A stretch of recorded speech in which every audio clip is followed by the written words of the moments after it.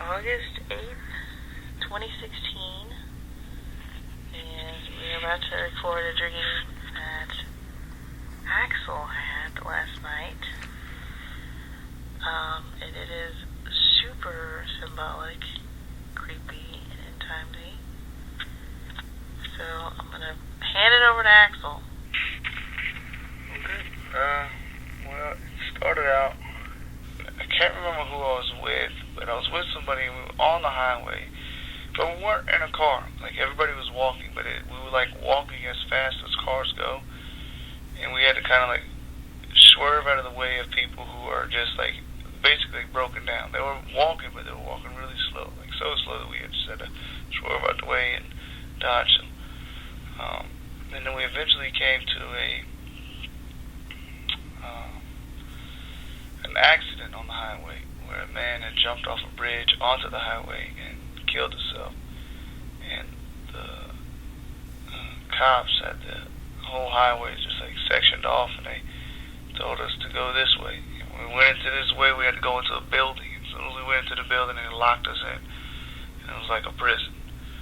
I found the door, because it was in one big cell, me and a huge group of people, and then found the door, and I busted the door open, and it just led into a huge prison, like just a huge prison, and we was really high up in the prison cells, like they were like floors, and we were really high up on the floors, and you had to walk on this,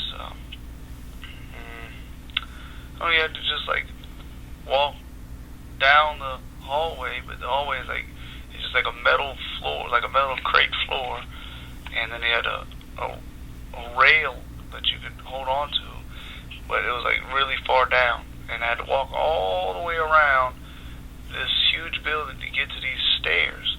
And the stairs were like fire engine red, but the material that they looked like they were made out of was like plastic, like flimsy plastic. And they had a rail, but a rail was on the opposite side. The rail was on the wall, and it was just open stairs on the other side, so if you fell, you were in big trouble. Wasn't there something before this, though? It was like, you went to go find, you were like looking for an exit, like you left everybody or something, or everybody was gone or something. You don't remember that? Well, that's the door I found. I found that door, and I pulled it open. And then like the stairs had like on the side of the stairs had like the gutter ball rail, like when you go bowling, how they got the little gutter ball, like if you roll a gutter ball, and it's like that on the side of it, but it was just the same material, same color red, just all the way on the side.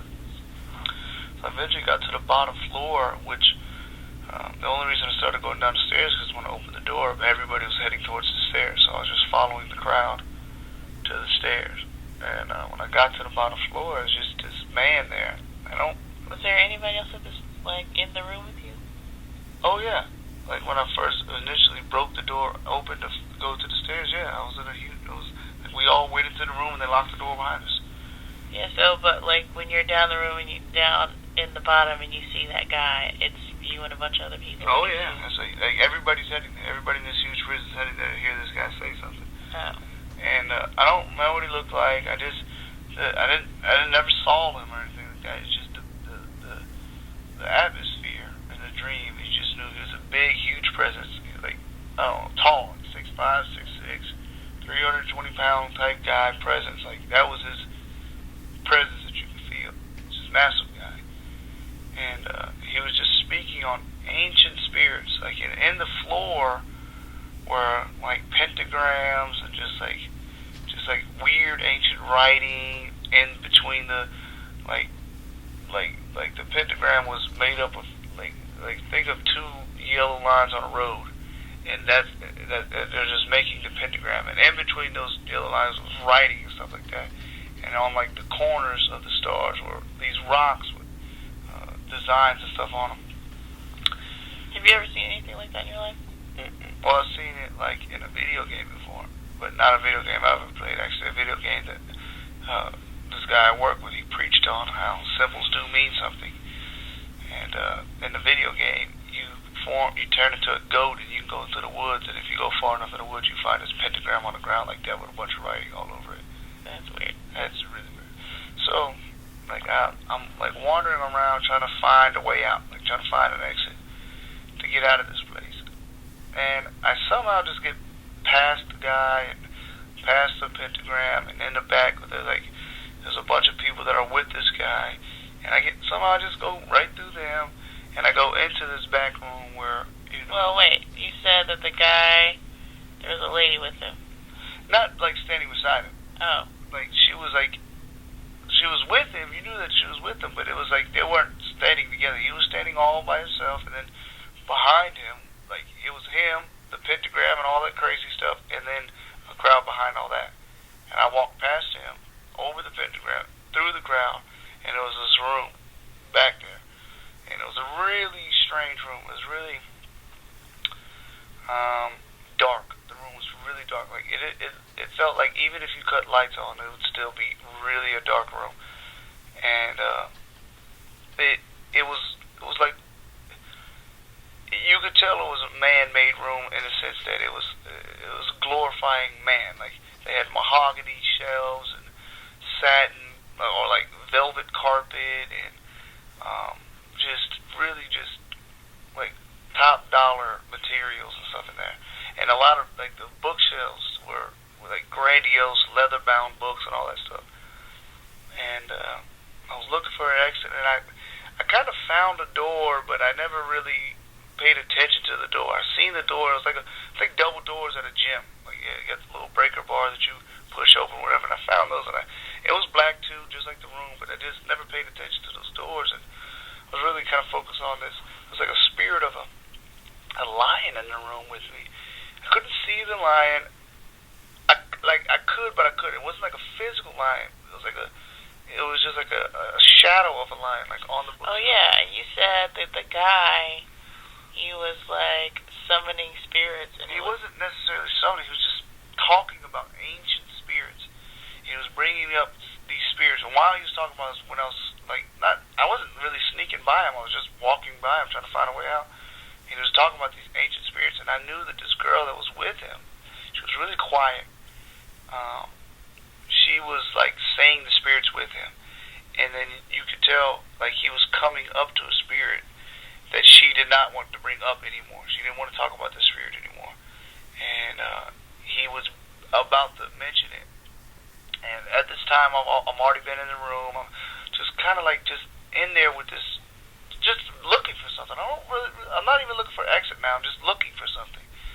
And the spirit of the lion is there. Like I could see him on the wall, like walking around me, like on the wall or whatever, like a shadow of a lion, full color. The lion wasn't black or white. It was like tan, like a lion is with the mane and all that. And I just happened to come across these pictures. Well, while I'm coming across these pictures, he comes up to the last spirit. Well, before he even says the word of the spirit, she says it under her breath. Now, I'm not like standing beside her, but in the dream, you just kind of know these things. And she's like well behind me. She's maybe 30 yards behind me. And she says the name of the spirit underneath her breath, and then he says it. He's like, yes, that's right. That's the one. And they start talking about this spirit, and you can tell she's really just like scared to talk about the spirit. So are they like preaching to all these people? No, like, they're just talking about it. Like they're trying to teach them, not preach them. They're trying to teach them. They're just trying to teach them. That's it. And I come across these pictures, and these pictures are like the pictures somebody would take if they're doing weight watching or whatever, like trying to lose weight, like day 1, day 2, day 3, day 4, day 5 pictures. But these pictures started when it was of this girl. I knew it was of the lady that had said spirit underneath her breath. It was her for her, but it was like all the way back from when she was a baby, all the way back from a baby and on up. And it was just day 1, day 2, day 3, day 4, and the sense that you got is that the spirit was manifesting in her. They were trying to summon it out or whatever. And then in between these infant pictures comes these 2 pictures of her when she's like 8 years old. She's like they're out of place. You know that they're out of place. They just fall out while I'm looking at these other pictures. They fall out on my lap because I'm sitting on the ground, like on my feet, on my knees.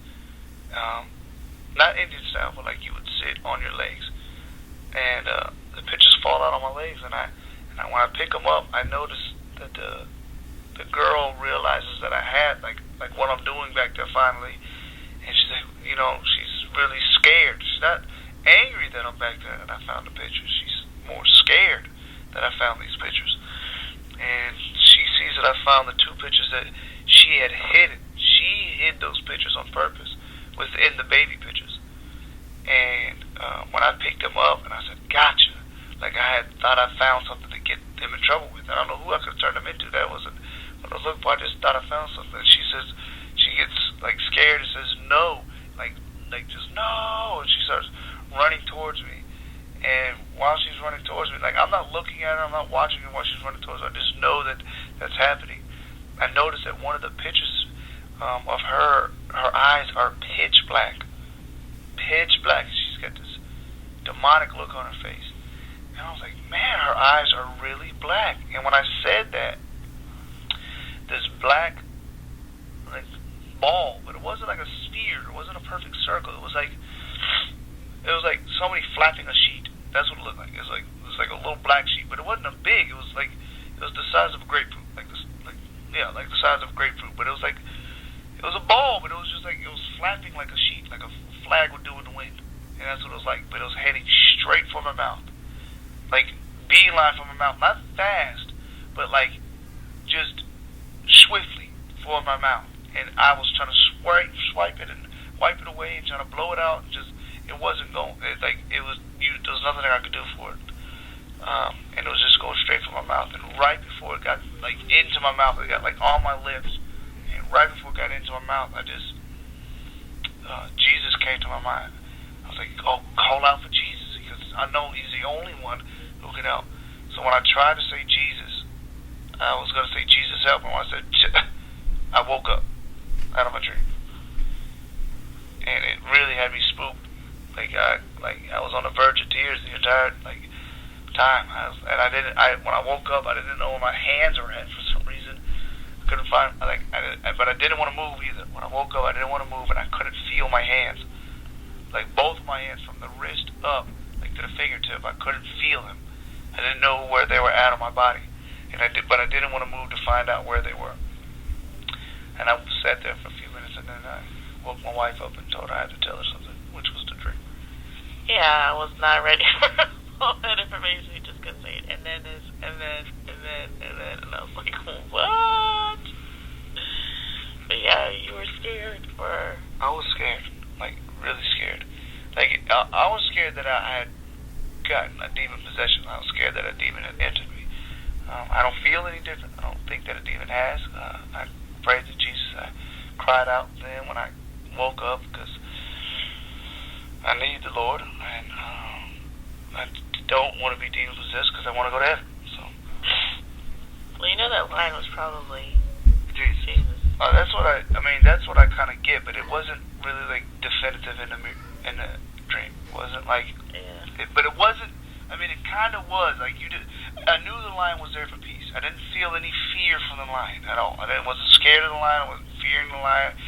But he gave me a sense of peace, and he kind of was a spirit of guidance. It seemed like he was trying to guide me towards those pictures. He was trying to help me find the pictures. And I couldn't.